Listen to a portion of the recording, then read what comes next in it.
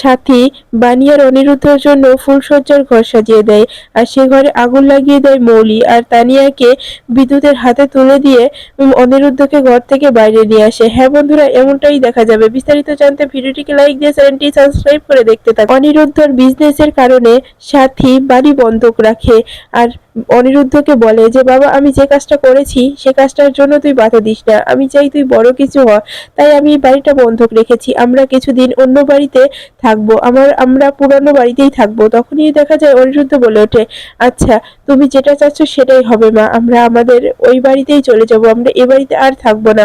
তখনই দেখা যায় যে অনিরুদ্ধ বানি তানিয়া আর সবাইকে নিয়ে তাদের পুরানো বাড়িতে চলে যায়। এই সব কিছু দেখে রায়বাড়ির সবাই খুব রেগে যায়। তখনই দাদু মৌলিকে বলে যে একদম এই কাজটা ঠিক হলো না, একদম অনিরুদ্ধ ঠিক করলো না, এই বাড়িটা বন্ধক রেখে ওরা এভাবে চলে যেতে পারে না, যার তার কাছে বন্ধক দিয়ে দিল আমরা একই বাড়িতে থাকবো, এটা কিছুতেই হতে পারে না, আমাদেরকে তো বলতে পারতো, অনিরুদ্ধকে কৈফিয়ত দিতেই হবে এই জন্য। এরপরে দেখা যায় মৌলি বলে ওঠে, হ্যাঁ দাদু, এই জন্য তোমাদেরকে আমি বারবার করে বুঝিয়েছিলাম যে বানি অনিরুদ্ধের মাথাটা খেয়ে নিচ্ছে, আসলে বানি এই সব কিছু করেছে, বানি অনিরুদ্ধকে নিয়ে এখান থেকে চলে গেছে। তখনই ঈশানী বলে ওঠে, মৌলি, সবসময় বানির দোষ দিয়ে কি তুমি কি শান্তি পাও বলো তো, সবসময় বাণীকে দোষ দেবে না, অনিরুদ্ধ তো আর ছোট ছোট না যে বাণী যা বুঝাচ্ছে তাই বুঝছে, এই সব কিছু অনিরুদ্ধরই বুদ্ধি, অনিরুদ্ধ বিজনেস করার জন্যই এমনটা করছে। আর শুনেছি এটা অনিরুদ্ধ না, এটা বলে এটা নাকি সাথী করেছে, সাথী এই বাড়িটা বন্ধক রেখেছে। তখনই দেখা যায় যে মৌলি বলে ওঠে, এই সব কিছু নাটক মম, এই সব কিছু নাটক, ওই বাণী সবকিছু করেছে। তখনই নয়নতারা বলে ওঠে, হ্যাঁ হ্যাঁ ঈশানী, মেয়ে মেয়ে যা বলছে সেটাই সত্য, কারণ দিদি ভাই তো ভালো করেই জানে যে বানি মেয়েটা কতটা জঘন্য, আসলে ছোট বাড়ির মেয়ে না, মনটাও ছোট, এখান থেকে সরিয়ে নিয়ে গেছে অনিরুদ্ধকে। তখনই দেখা যায় যে দাদু ভাই বলে ওঠে, যাক, যেখানেই যাক যাক না, তাতে আমাদের কি, কিন্তু বাড়িটা বন্ধক রাখার সাহস কেন দেখালো, এটা করতে পারে না। এরপরে মৌলি মনে মনে বলে যে বানি অনিরুদ্ধকে নিয়ে আর কোথায় যাবে, যেখানেই যাবে আমি সেখানেই চলে যাব, অনিরুদ্ধ আমার কাছ থেকে কোথাও যেতে পারে না, আর কেউ কোনোদিন জানতেও পারবে না যে বানি এই বাড়ির মেয়ে। আমি বানিকে সরিয়ে ফেলবো, নরেন্সকে দিয়ে হয়নি তাতে কি হয়েছে, আমি বিদ্যুৎকে দিয়েই করব, আমরা সবাই মিলে একসঙ্গে পরামর্শ করেই আমি বিদ্যুৎকে দিয়েই এই বাণীকে সরিয়ে নেব, আর তানিয়াকে বিদ্যুতের হাতে তুলে দিয়ে অনিরুদ্ধকে আমি আমার করে নেব, আমার পথে কোনো বাধা থাকবে না, আমি সেই ব্যবস্থাই করে দিচ্ছি।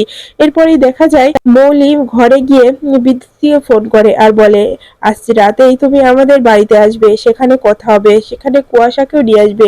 তখনই দেখা যায় যে বিদ্যুৎ বলে, আচ্ছা ম্যাডাম, আপনি যেমনটা বলছেন তেমনটাই হবে, কিন্তু ও বাড়িতে আবার বানি আছে না তো। তখনই মৌলি বলে, না, বানি এ বাড়িতে এখন আর থাকে না, ওরা অন্য বাড়িতে চলে গেছে, এখানে আমরাই আছি, তোমার কোনো সমস্যা হবে না বিদ্যুৎ, তুমি এসো। এরপরেই দেখা যায় বিদ্যুৎ কুয়াশাকে বলে যে কুয়াশা, আমাদের এখনই ওই রায়বাড়িতে যেতে হবে। তখনই কুয়াশা বলে, ওই মল্লি ম্যাডামের কাজ করতে আমার খুব ভয় লাগে কিন্তু বিদ্যুৎ। তখনই দেখা যায় বিদ্যুৎ বলে ওঠে, মেয়েটাকে পাওয়ার জন্য এটুকু কাজ করতে হবে কুয়াশা, চলো আমরা এখনই যাব। তারপরে দেখা যায় যে বিদ্যুৎ আর কুয়াশা বাড়ি থেকে বের হয়ে পড়ে। তখন বিদ্যুৎ আর কুয়াশা মৌলির সঙ্গে দেখা করতে মৌলিদের বাড়িতে আসলে মৌলি আর নয়নতারাও সেখানে চলে আসে।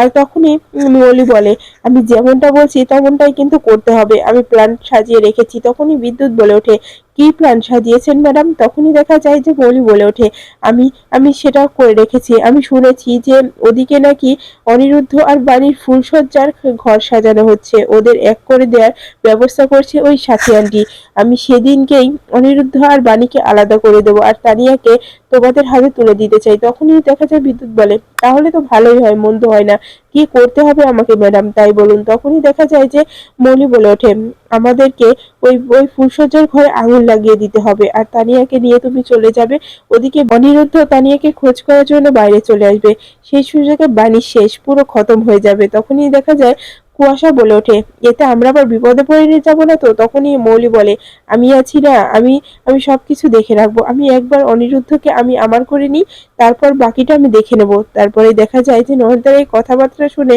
সে মনে মনে বলতে থাকে, এই মেয়েটা তো পুরোপুরি ভিলেন হয়ে গেছে। ওর বুদ্ধি, ওর মন মানসিকতা সবই তো ভিলেনদের মতো হয়ে গেছে। ও তো আমার চেয়েও বড় হারামি। আমি তাও তো দুবার ভাবি, ও একবারও ভাবছে না। যদি এটা বাণী না মরে আর যদি এবার জানাজানি হয়ে যায় তাহলে আর অনিরুদ্ধ কিন্তু ছেড়ে দেবে না।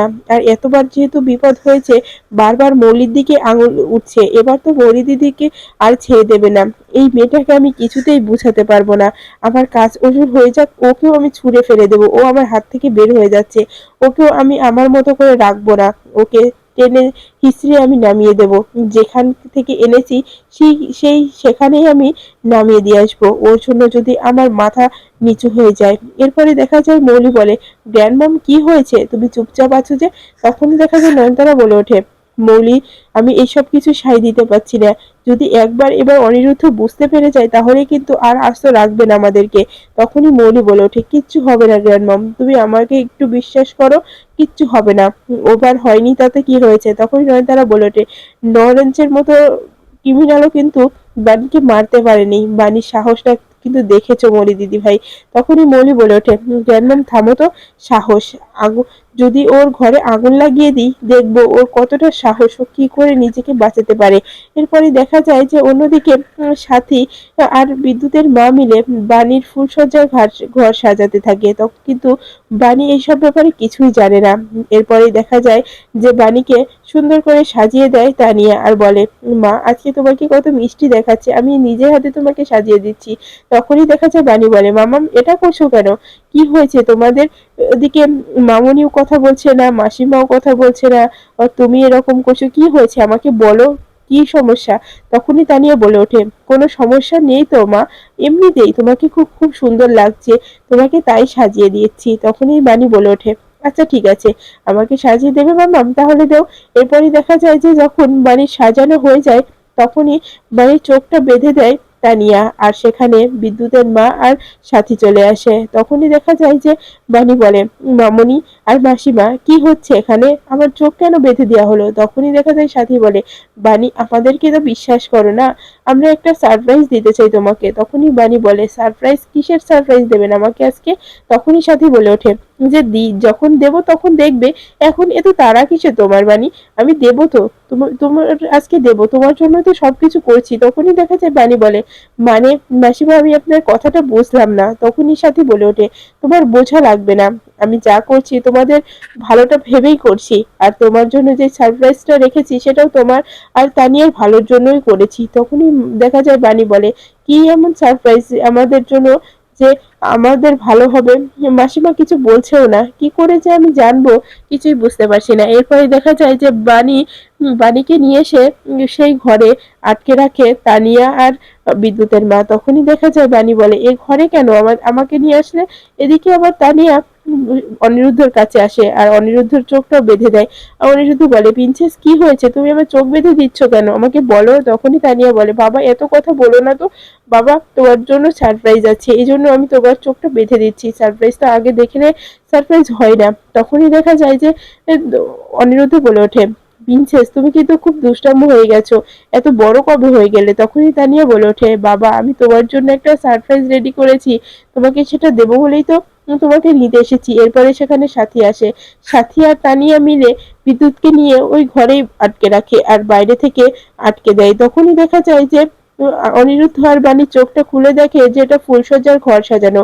তখনই বাণী রেগে যায় আর বলে, যে মিস্টার চ্যাটার্জি আপনি এগুলো কি করেছেন? তখনই অনিরুদ্ধ বলে, আমি এইসব ব্যাপারে কিচ্ছু জানি না বাণী। তখনই দেখা যায় যে বাণী বলে, আপনি খুব ভালো করে জানেন কিন্তু যে আমাদের মধ্যে সেই সম্পর্কটা কখনোই গড়ে উঠবে না।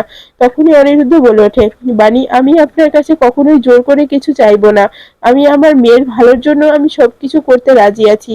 হ্যাঁ আমাকে এখানে নিয়ে এসেছে তানিয়া, আমি তানিয়ার কথাই এখানে এসেছি, আমি এইসব কিছু জানতাম না। হয়তো আমি জানলে প্রিন্সেসকে বোঝাতে পারতাম, কিন্তু এইসব ব্যাপারে কিছুই জানতাম না। তখনই বাণী বলে যে এই সব কিছু আপনিই করেছেন। তখনই অনিরুদ্ধ বলে যে বাণী এই চিনলে তুমি আমাকে, এতদিনেও তুমি আমাকে চিনতে পারোনি? তখনই বাণী বলে যে হ্যাঁ আমি আপনাকে চিনেছি, কিন্তু এই কাজটা এই এই সিদ্ধান্তটা আমি কখনোই নিতে পারবো না। তখনই অনিরুদ্ধ বলে ওঠে, একটা কথা বলছি বাণী, আমার মেয়ের খুশির জন্য আমি কিন্তু সব রকমের সিদ্ধান্ত নিতেই প্রস্তুত আছি। তখনই বাণী বলে, সেটা এখন দেখা যাবে না, সেটা পরে, কিন্তু এখান থেকে তো বেরোতে হবে। ওদিকে আবার তানিয়াকে বিদ্যুতের হাতে তুলে দেয় মৌলি। তখনই তানিয়া চিৎকার করতে থাকে আর ঘরটা এমন করে সাজানো থাকে, মৌলি তার নোংরা প্রাণও ওই ফুলশয্যার ঘরে খাটিয়ে দেয়। এরপরই দেখা যায় যখনই তানিয়াকে নিয়ে চলে যেতে চায় তানিয়া চিৎকার করতে থাকে। এদিকে তখনই দেখা যায় যে অনিরুদ্ধ সেটা বুঝতে পেরে ঘর থেকে বেরানোর চেষ্টা করলে দরজাটা আটকানো দেখে খুব চিন্তায় পড়ে যায়।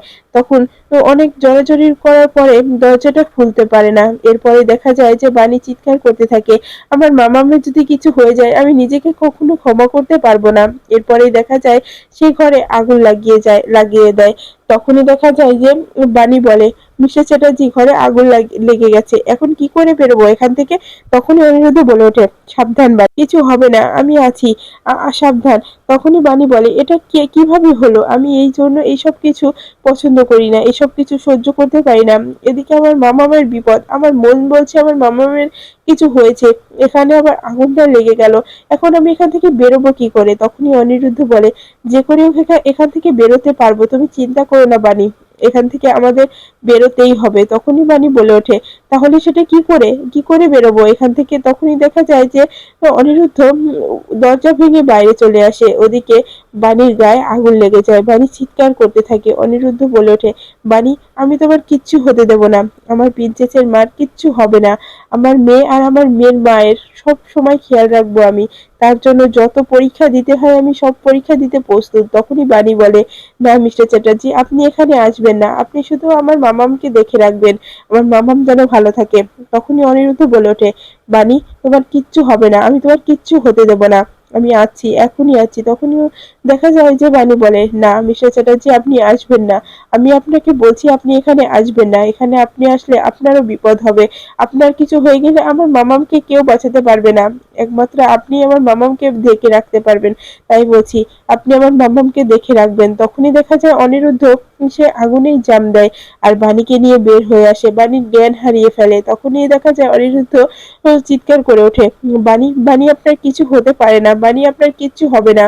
তখনই দেখা যায় যে সাথী এসে বলে যে অনিরুদ্ধ, তানিয়াকে কোথাও খুঁজে পাওয়া যাচ্ছে না। তখনই দেখা যায় যে অনিরুদ্ধ বলে ওঠে, আমি জানতাম যে আমার পিচিসের কিছু একটা হয়েছে, সেজন্যই তো আমি এই ঘর থেকে বের হয়ে এসেছিলাম। এরপরে দেখা যায় যে অনিরুদ্ধ বলে ওঠে, এই কাজটা কে করেছে বা কারা করেছে আমি খুঁজে বের করবই, আর আমার প্রিন্সেসকে যেখানেই আটকে রাখুক না কেন আমি আমার প্রিন্সেসকে খুঁজে বের করবই, আমার প্রিন্সেসের কিছু হতে পারে না, আমি কিচ্ছু হতে দেব না।